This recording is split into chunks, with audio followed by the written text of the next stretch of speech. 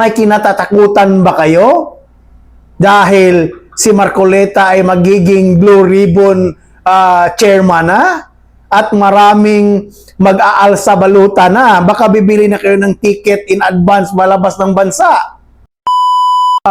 Una sa lahat, bilang isang Pilipino at taga Mindanao, isa ako sa bumoto kay Senator Bato de la Rosa. Nakita ko na ang ginawa nila kay Senator Bato ay pagmamalabis ng kanilang trabaho na parang makita natin no mga kababayan na talagang nag-abuse na talaga sila dahil kita mo ang Senado hindi nila ninirespeto. Saan ka makahanap ng Senado? I-drill mo. Sa pag-drill pa lang doon, ma-NBI man siya or magiging trabahante man siya ng GSIS, pamamastos yun. Bastos yun para sa aming mga Cebuano, para sa aming taga Mindanao. And makita natin na nagkalitsi-litsi na sila. Hindi nila alam kung ano ang isagot. Ang sabi naman ni Director Matibag, wala daw NBI. Pangalawa, nung nalaman niyang may NBI, wala daw baril. Nung nalaman niya nagdala ng baril, ano na namang sinabi nila, ang Senate Sergeant at Arms Troops naman ang may kasalanan.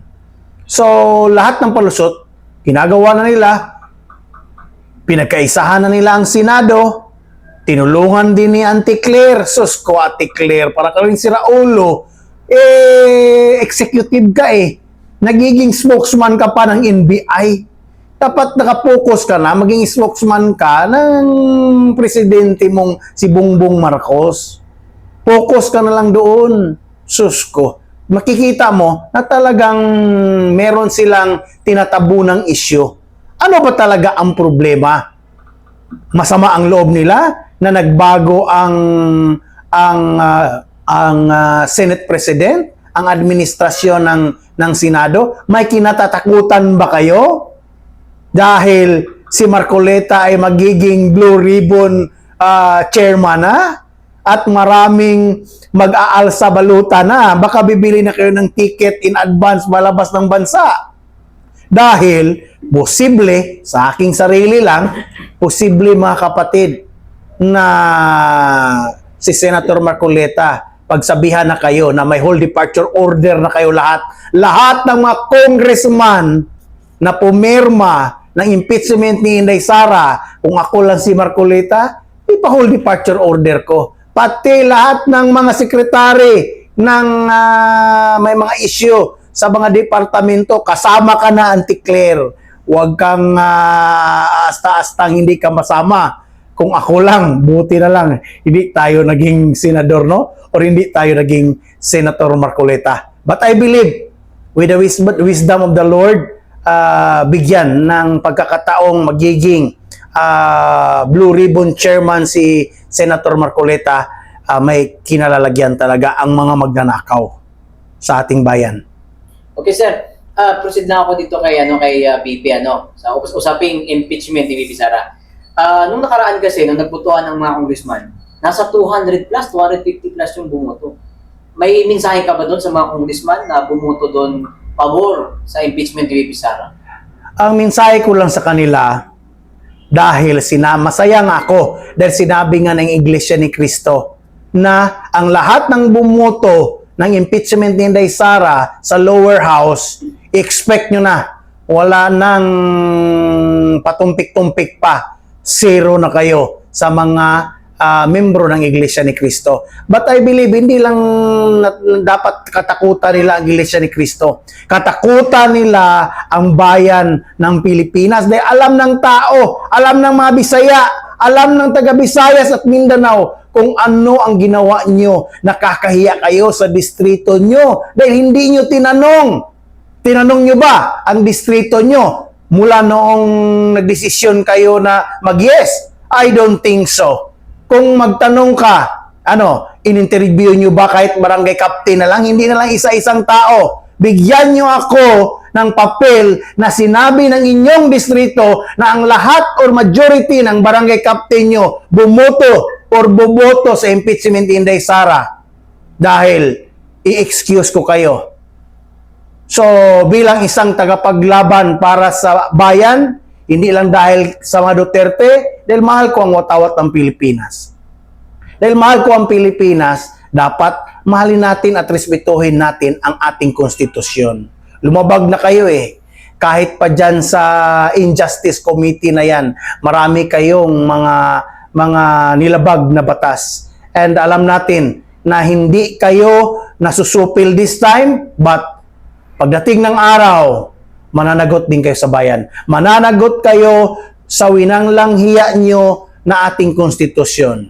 Ginahasa nyo na naman ang ating konstitusyon, ninakawan nyo pa. Ang daming issue. Bakit ang impeachment ang inyong i-focus? Ang gasolina sobrang mahal na. Ang mga pagkain sobrang mahal na. Kung nahihirapan kami sa Mindanao, how much more kayong andito sa NCR? Ano? Saan na ba ang free na bus service ng buong NCR? Free ba lagi ang LRT nyo, MRT nyo? Bumaba ba dito ang karne nyo? Karning baboy? Karning manok? Ang tanong ko, naging 20 ba ang bigas? Lalong tumaas. Bumaba ba ang dollar? Tumaas ang dollar, bumagsak ang peso dahil wala na tayong gold reserve. Ninakaw nyo na. Bakit na naman kayo nag-utang ngayon? Dahil sa tingin ko, ibabayad nyo na naman sa impeachment ni Inday Sara ang trilyon-trilyon na plano nyong uutangin na naman. Nakakahiya na kayo. Presidenteng number 1 ka ng nangutang. Nakakahiya na talaga. Naawa na ako sa mga Pilipino. Kita nyo naman, kunting baha sa Manila. Kunting ulan, baha na. Grabe. Saan na? Ngayon, coming na. Kaya natatakot kayo na gusto nyo nang i-impeach si Inday Sara dahil coming na ang rainy season. Magbabaha na ang buong Metro Manila. Magrarally na ang mga tao. Maraming tao ang mamamatay. Sa mga main cities, NCR, would say, sa mga malaki tulad ng Cebu, may nangyari na sa probinsya ko doon sa Cebu. Sa Davao ay nagbumabaha na kahit gaanong pinaganda ng mga project doon. Pero kita nyo, kahit nga doon sa amin, bumabaha nga eh, maganda nga project. How much more sa inyo dito? Wala kayong project. Ghost project kayo. So, yan ang rason. Number 1, again, bakit nyo binamadali ang impeachment? Dahil coming na ang rainy season. Pangalawa, gusto nyong ma-impeach si Inday Sara dahil gusto nyong mag-constitutional mag-con-as kayo. Mag-con-con kayo. Lahat ng con-con, lahat gusto nyong gawin para mapaalis lang si Inday Sara at hindi siya makatakbo sa susunod. Ginagawa nyong lahat eh. And the third thing, gusto nyong i-impeach si Inday Sara para tabunan ang issue ng flood control. Ngayon, si Marcoleta na ang maging chairman ng Blue Ribbon Committee.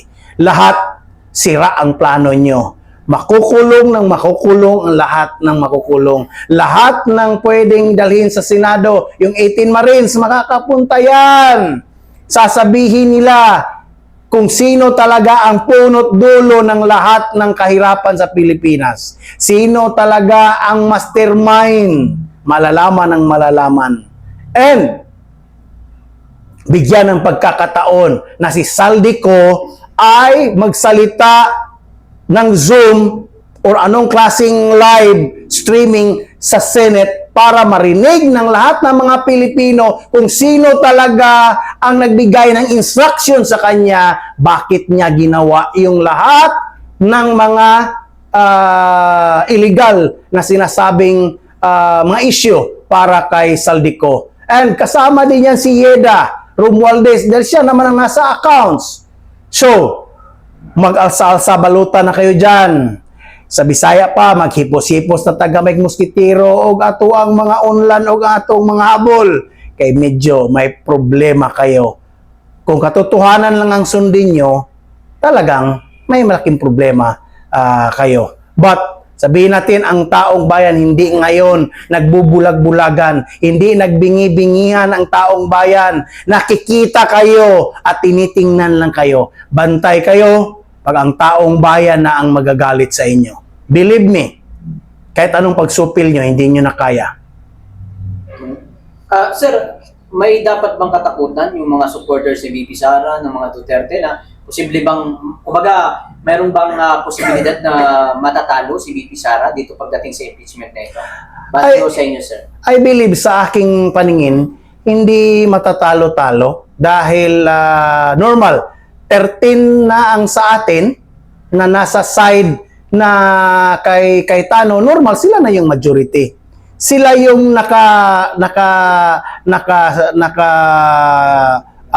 nakaposte kung ano talaga ang tama at anong paninindigan nila. And yung 13, yun yung matino. But I believe may mga tao pang kasama sa minority dyan na maging matino na rin sila. Dahil pag nakita na nila, oops, medyo tama nga ang hinala namin. So, sa tingin ko, konti na lang maiwan dyan. Di ba? May 9 na votes, tapos may 2 nag-abstain. Si Subiri at saka si Senator JB. Si JB, posibleng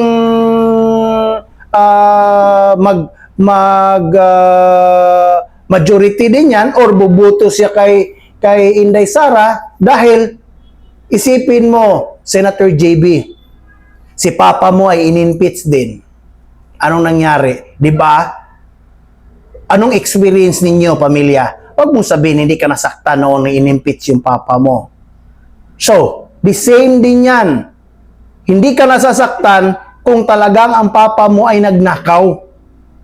Pero, kung si President Joseph Ejercito Erap Estrada ay hindi nagnakaw, din nasasaktan ka sa ginawa ng impeachment niyon. Huwag mong gawin sa pamilyang Duterte at agin sa bayan kung nasaktan ka during the time na ang papa mo ay in-impeach.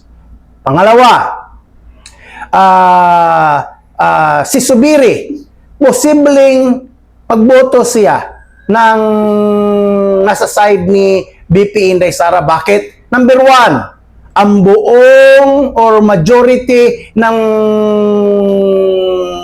Bukidnon ay ayaw na impeach si Inday Sara. Pangalawa, taga Mindanao ka, Kuya Migs. Alam mo kung ano ang puso ng mga taga Mindanao. Pangatlo, alam ko nasa 5 or 6 na lang ang maiwan sa siyam. Dahil yung iba dyan, kahit alam nilang mali ang ginagawa nila kay Inday Sara, okay nang okay pa rin dahil kontrolado sila ng Malacanang eh. Posibleng hindi babaliktad dyan si Soto, number 1. Kita mo kung gaano kabastos si Senate President Soto. Hindi nga siya ang nagbigay ng nanumpa kay Senator Alan Cayetano. Saan ang pagka-gentleman mo noon? Baka magaling ka lang pang itbulaga ka lang talaga na aktor. Kita mo, kahit masakit ang ginawa mo kay Cheese Escudero. Anong ginawa ni Cheese nung pinalitan mo siya? Si Cheese mismo ang nagpanumpa sa'yo na ikaw ang papalit sa kanya. Di ba? Saan yung pagka-gentleman mo? Ibig sabihin, nasaktan ka. Di ba? Ang sagot mo, hindi mo in-expect na ang nasa paligid mo, hindi mo mababayaran. Di nababayaran lahat ng senador ng pera dahil may konsensya ang majority ng mga senador ngayon. At alam ko na hindi lang yan maging Magic 13. So, ang tingin ko, ang maiwan dyan, Soto, Lacson. I believe ang dalawang tulpo medyo hindi yan sila lilipat dahil talagang mga tauhan yan siya ni Soto eh. Tapos si Aquino, then si Pangilinan. Pero, huwag niyong maliitin din ang mga tulpo. Dahil mga Bisaya yan, taga Zamboanga yan. Baka magbaliktaran din yan sila dahil may lumaki yan sila sa Zamboanga. At ang mama nila, ang alam ko, ang mama nila is sa Zamboangueño. So, yun lang yung mga senador na parang tingin ko na maiwan sa minority bloc at I'm praying na marami pang tatalon sa majority bloc. Kahit walang budget. Dahil alam nyo na, pag tatalon kayo sa majority ngayon lang kayo makakita ng majority na walang budget. Ngayon lang din kayo makakita ng minority na maraming budget. Normal silang risa. Pero, hindi papayagan ng mga majority na lalagyan kayo ng mga chairmanship siguro na mga malalaki. Dahil dapat yung health, education, electoral reform committee, finance, infrastructure dapat ilagay talaga yan sa mga matitunong senador.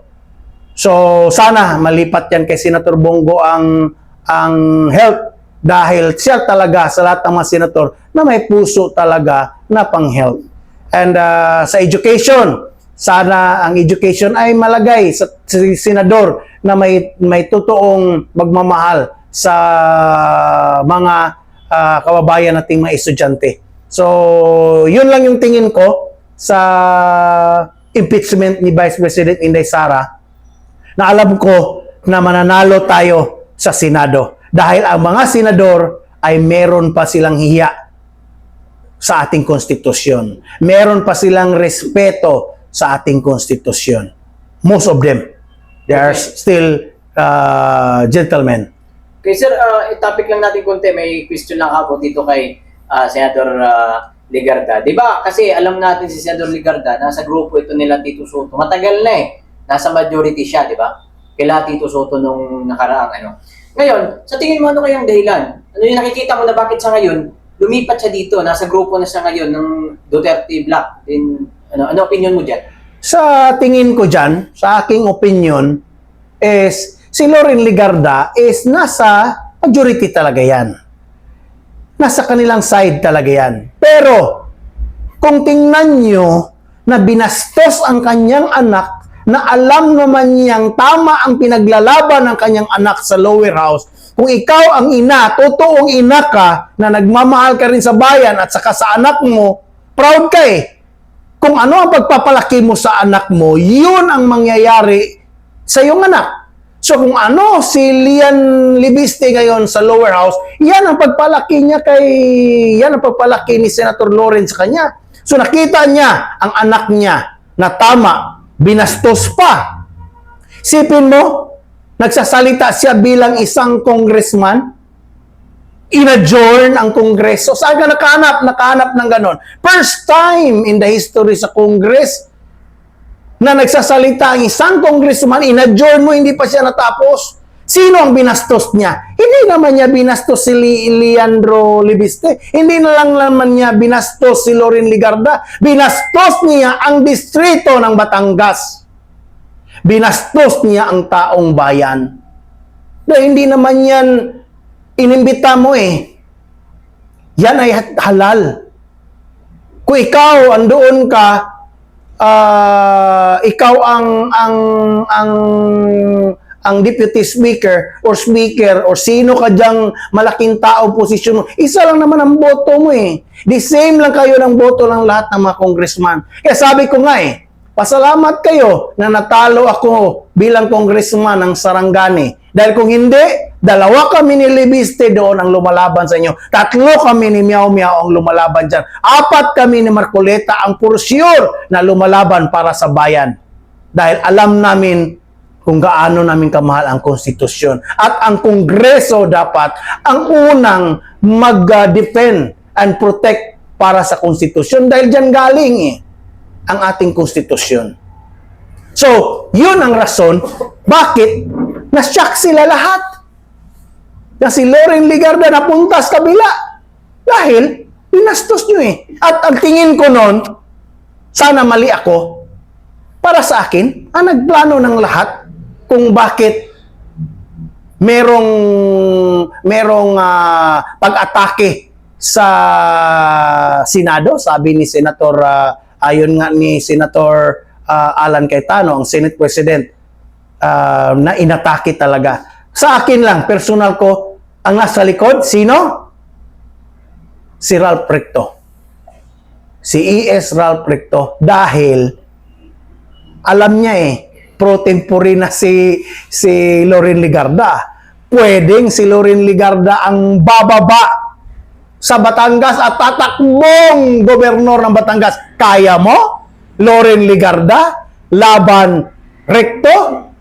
Ang dami mong problema Ang dami mong pabigat sa bayan. Lahat na lang, nakatax na lang, lahat nakabat na lang, nakaibat, lahat na lang. Kaming mga Bisaya, nalibat na kami ang mata namin sa kabigat-bigat ng tax. Okay. Sir, may abot lang dito kay Congressman Kamanggagawa, si Fernando. Kasi alam naman natin, marami siyang mga followers din na mga DDS. Pero marami na nadismaya. Ikaw, sir, bilang Pilipino, ano sa tingin mo yung... Kasi boto siya yes Any opinion about that? Nananawagan ako sa lahat ng mga DDS na follower tulad ko. Kailangan niya mag-unfriend. Kailangan niyong wag mo na siyang suportahan dahil peke siya na kamanggagawa. Ano? Manggagawa ka? Farmer ka? Tulad ko? Fisherman ka? Anong klase kang manggagawa? Magaling ka lang pala sa pag-eleksyon Ikaw ang fighter ng health. Ikaw ang fighter ng education. Pero wala ka naman nagawa dyan. Maingay ka lang. Ngayon, ni-traitor mo pa ang mga follower mo. So, para sa akin, hindi ka kaaya-aya dyan. Pero, sabihin ko sa'yo, ang lahat ng mga DDS ay nakatingin lang sa'yo. Hindi ka na makakatikim ng boto ng lahat ng mga DDS at lahat ng mga kababayan ko sa Pilipinas at OFW na totoong nagmamahal sa Pilipinas. Huling, trabaho mo na to sa Kongreso, I believe. Pero nagulat ka rin ba na bumoto siya yes? Nagulat talaga ako dahil ang alam ko, kahit sa mga committee hearing, talagang para sa tama siya Binabalanse ko tama talaga ang mga statement niya Pero biglang nag-yes, baka napasama ka na, sabi nila sa mga Maleta Boys or malaki ang iyong MOOE dyan sa Kongreso. So, nakakahiya ka sa mga manggagawang Pilipino. Sir, may mensahe ka ba kay Senator Bato? Kasi grabe yung pinagdaanan niya noong nakarang araw Muntik-muntik ka na din siya nadala sa daig Baka may mensahe mo kayo. Inom muna ako. Muntik-muntik ka na siya madala Ano? Para sa akin, ang ginawa ni Senator Bato, ang aking kumpare, saludo ako sa iyo, pre. Paring Senator Ronald Bato, ang aking kuya. Dahil pinahiya mo doon si Trillanes. Tatawanan ko si Trillanes, ang trililing ng bayan. Bakit? Siya, nag-surrender nakaihi pa So, ikaw, undisputed yun. Unexpected yun. Isipin mo, napaligiran ka na ng NBI ng lahat ng mga kalaban mo, lahat-lahat. Pinag-isipan na nilang sumakay ka ng helicopter, lahat. Pinasok na, ni-drill na lahat. Bigla ka lang, parang aguyang-yang. Alam mo yung aguyang-yang? Yung biglang lang nawala na parang bula. Para kang merong agimat na aguyang-yang. So, ngayon, iniipit nyo na naman si Robin Padilla, si Senator Robin. Anong problema doon kung nakisakay siya? Kaibigan mo yun Wala ngang, di ba? Logic naman. Wala ngang sasakyan si Senator Bato papunta sa Senate. Wala din sasakyan palabas ng Senate. Tama hindi?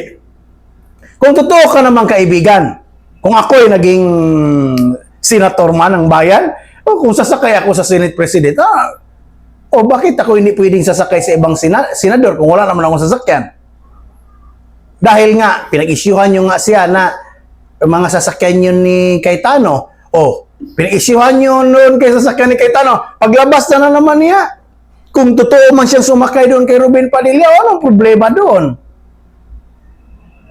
Ang masabi ko lang, naging tanga kayo. Mahina ang intelligence nyo. Bilyon-bilyon ang kinuha ng intelligence nyo. Hindi nyo makwenta ang utak ni Bato de la Rosa. Minamaliit nyo ang Bisaya kasi. Ang tingin nyo, si Bato de la Rosa, umiiyak, iyakin, pero matalino yan. Sabi nga ni Marcoleta, matalino nga ang Matsing, naisahan din dahil tanga din ang Matsing. At overconfident ka. Pero sa tingin mo yung original, sa tingin mo lang sa mga nangyari, ang original plan kaya nun para sa'yo ay yung idalhin talaga siya sa daig? Para sa akin, dalhin talaga siya sa dahig. Maniwala ka. Dahil meron kang ugong-ugong. Sinabi nga mismo ni Manang Amy Marcos, sinabi nga ni Bongbong Marcos na hulihin si Bato de la Rosa kahit sino pang mamatay. Or kahit may mamatay pa. Isipin mo, presidente, nagsabi na hindi naman siguro si Manang Amy magawa ng statement niyan kung hindi A1 information naman yung narinig niya or sa tamang taong narinig niya. Bakit nila gustong, pwede mo namang ikulong si Senator Bato dito sa Philippine Court or Philippine Jail. Bakit gusto nila sa sa dahig? Para magkagulo na naman ang Pilipinas. Magiging lahat ng mga headline ng buong news, social media, lahat, pinadala na doon si Bato. Nawala na naman ang flood control. Nawala na naman ang Ghost Project. Lahat ng mga departamentong ninakawan nyo ng pera, Gold, PDIC, PhilHealth, na 2 beses na tayong ginago, wala pa rin nabalik na pera. Yun ang problema. So ngayon, dahil pangtakot din nila yun kay Kuya Bongo, pangtakot din nila yun kay Ruben Padilla o sinong lahat-lahat dahil magiging powerful na sila doon. Pangsindak nila yun eh. Or kahit sinong mga DDS or sinong mga vlogger, kaya nga si Senator Bato eh. Isipin mo, nilusob nga ang Senate. Ibig sabihin, wala nang respeto. Dahil tawag na nila ngayon eh, ito na yung new impeachment. Kung merong new normal, ito na yung new way of tinatawag na martial law.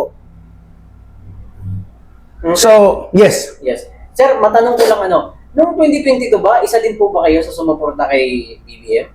Yes, isa ako sa sumuporta kay BBM. Dahil nga, sinabi ni ating Vice President Inday Sara na igso ko, na sinabi niya sa akin na, King, kung hindi ka susuporta kay BBM, huwag ka nang sumuporta sa akin. Ganon kabigat ang sinabi ni Vice President Inday Sara Duterte. Kung pasinungalingan ako, sabihin niyo kay Inday Sara, kung sinabi niya yan sa akin, totoo o hindi. Dahil kung sinabi ni Inday na hindi niya yan sinabi, agad-agad ako tatalikod kay Inday Sara. Dahil sinungaling siya. Dahil, sabihin ko sa inyo ang totoo, ayaw ko sana talaga ni BBM na maging presidente siya. Tanungin niyo ako kung sino sana ang aking presidente. Ang presidente ko sana si Manny Pacquiao. Dahil taga Sarangani siya eh. Pero dahil sa pagmamahal ko kay Vice President Inday Sara, sumunod ako sa kanya. Sumunod ang lahat ng mga OFW under ko noong unang panahon ng OFW Helpline Global, ng mga migrants at mga Sara All volunteers sa buong Pilipinas. So, wala akong magawa dahil sinunod ko dahil mahal ko si Inday Sara. Sir, konti na lang. Lubusin na natin to lahat na eh. Ay, yung about dito sa sinasabi ng mga BBM vlogger, kasi ang sinasabi nila ngayon, maunlad pa din daw ang Pilipinas kung ikukumpara sa Duterte administration. Bilang mo kayo, anong comment ko ninyo dito? Yun ang pinapakalat nila eh. Normal lang yun dahil ang mga vlogger nakakatanggap sila ng malita-malita na pera eh. Hindi sila nahirapang bumili ng bigas. Dahil kung tanungin ko ang mga vlogger ni BBM, nahihirapan ba kayong bumili ng bigas? Nahirapan ba kayo magpaaral ng inyong mga anak? Normal sabihin nila, hindi kami nahihirapan. Kaya maganda nga ang buhay namin kay BBM dahil busog na busog kayo eh. Ang GCash niyo, punong-puno ang GCash niyo eh. Pero sa ordinaryong mamamayang Pilipino, lalo na dito sa NCR, nahihirapan sila dahil saan ka nakakita ng bigas na tag-60 plus na? Nang umalis si Tatay Digong, 35 to 40, masarap na yan na bigas doon sa Mindanao. Tapos, yun nga, ni-promise nyo pa na 20 pesos lang ang kilo. Sana 20 pesos. Sinasabi nyo pa na ang National Food Authority magbibigay ng 20 pesos. Wala naman 20 pesos eh. Magtanong ka sa buong Pilipinas, walang 20 pesos. Lalabas lang yung 20 pesos na yan pag magpa-picture si BBM sa palengke kung saan siya.